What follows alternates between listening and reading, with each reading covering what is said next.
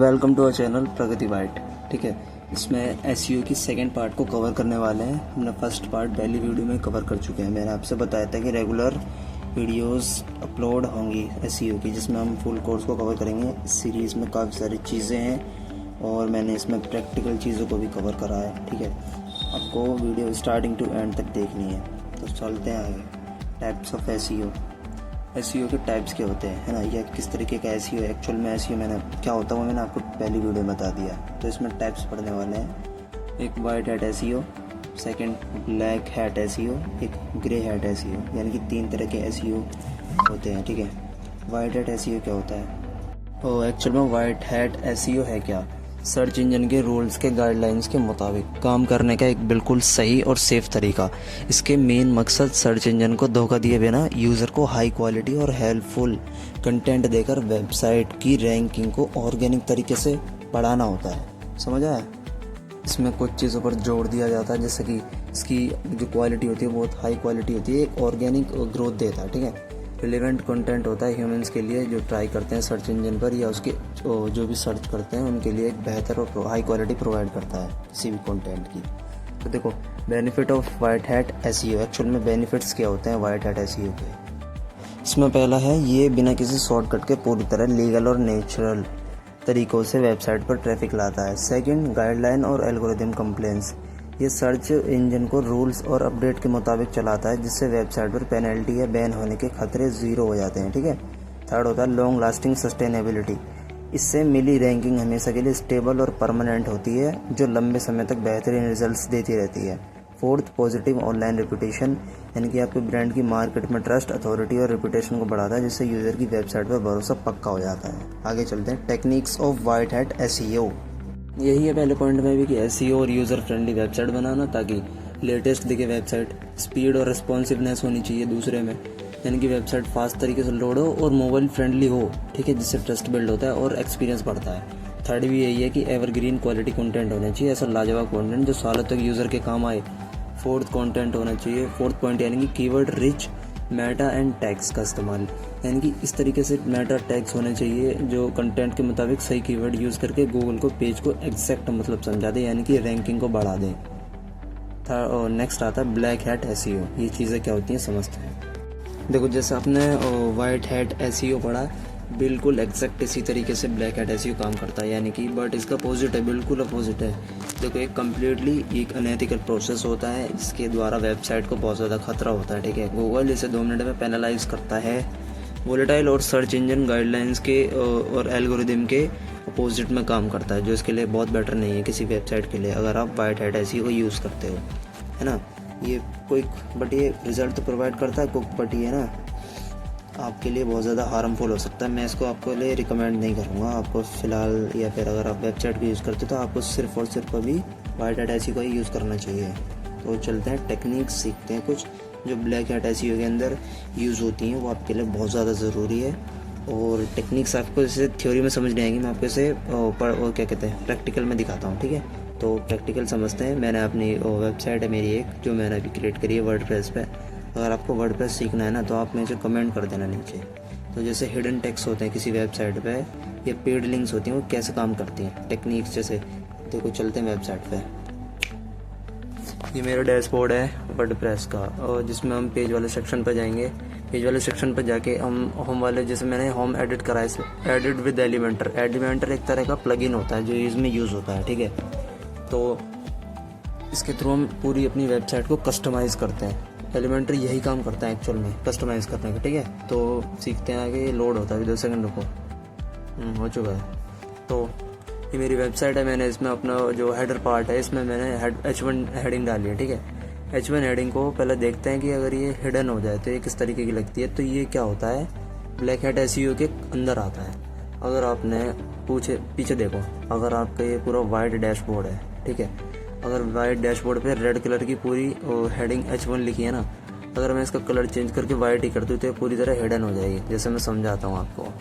Left side में Elementor के वो पेजेस होते हैं जिसके थ्रू आप कस्टमाइज़ करते हो। ठीक है, सबसे पहले आप उस पर क्लिक करो, स्टाइल पर ऊपर ऑप्शन पर जाओ, और नीचे टाइपोग्राफी पे क्लिक करके आप इसके कलर को चेंज कर सकते हो। जैसे अभी इसका कलर रेड है ना, तो मैं इसको आइकन को ऊपर ले आके वाइट कर दूंगा। अब देखो ये पूरा अनविजिबल हो गया, इनविजिबल हो गया, ये ना आपको दिखाई देगा ना किसी को भी।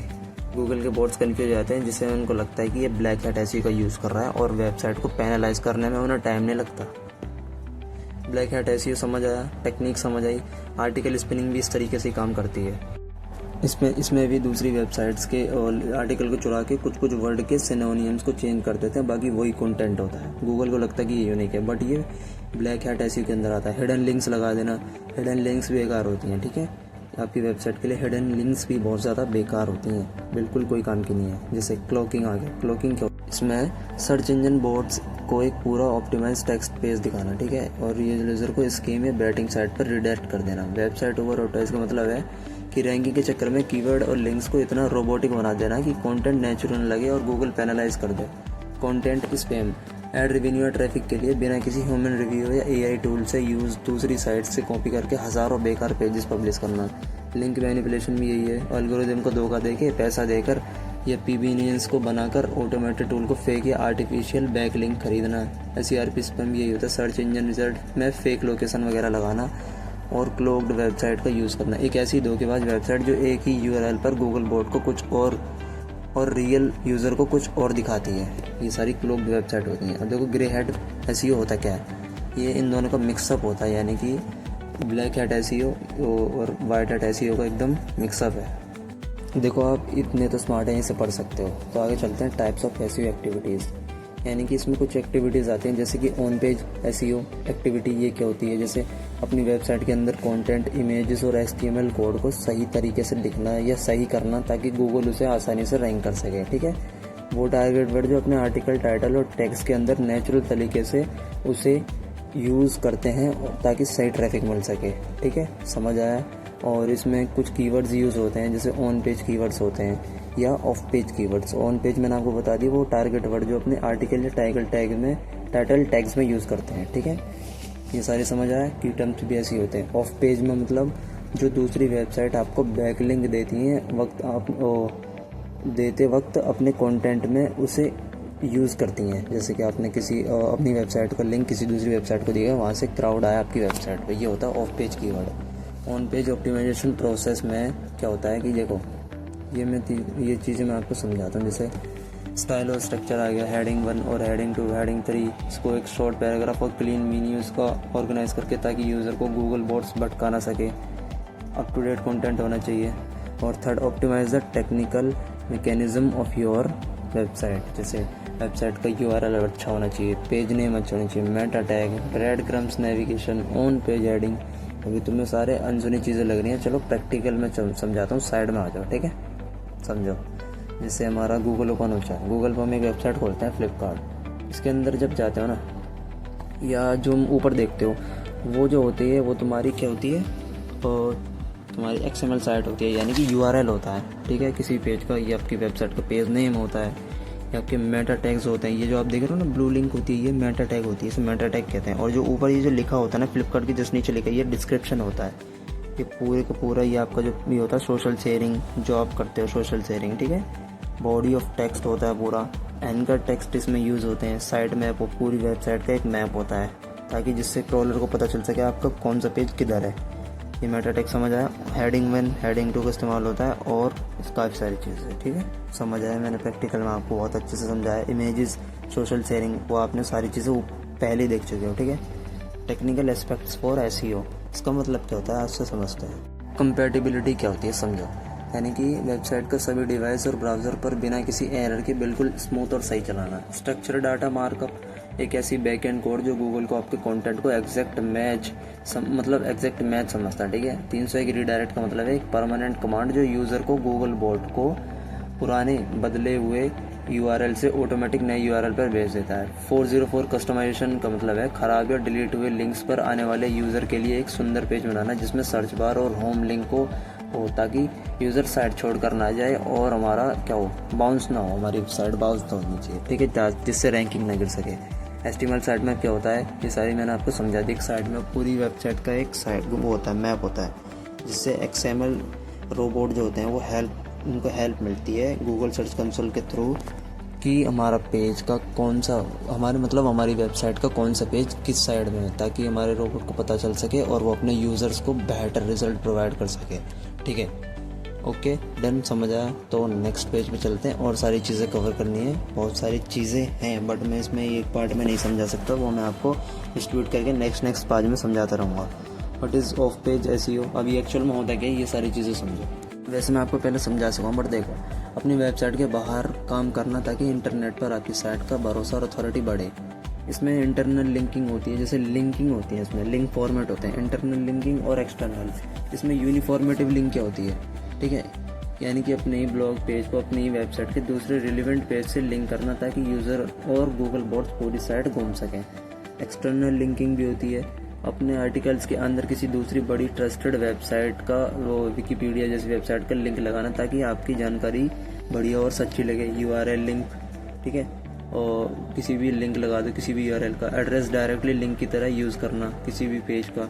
टॉपिक लिंक, किसी भी कैटेगरी या टॉपिक्स का सेक्शन पेज का लिंक लगाना। कीवर्ड लिंक, खास वर्ड या कीवर्ड के अंदर लिंक छुपा देना ताकि एसईओ टिप्स जैसे ये तरह का एक लिंक होता है, मतलब ये कीवर्ड एक तरह का, इस पर क्लिक करने से लिंक ओपन होना है। ये सारी चीज़ें आप खुद कर सकते हो। लिंक बिल्डिंग समझो। सोशल बुक मार्किंग का मतलब अपनी वेबसाइट के लिंक को और रेडिट, पिंटरेस्ट या डिक जैसी प्लेटफॉर्म से शेयर करना ताकि वहाँ से इंस्टेंट ट्रैफिक आए।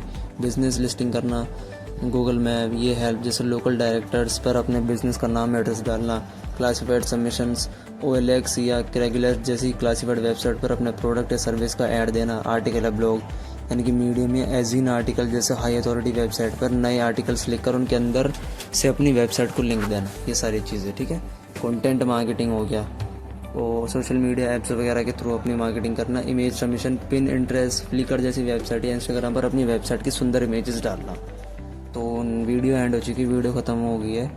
चैनल को सब्सक्राइब करना प्रगति बाइट, ठीक है भाई, बहुत ज़्यादा इन्फॉर्मेटिव वीडियोस लेकर आऊँ। Thanks for next video.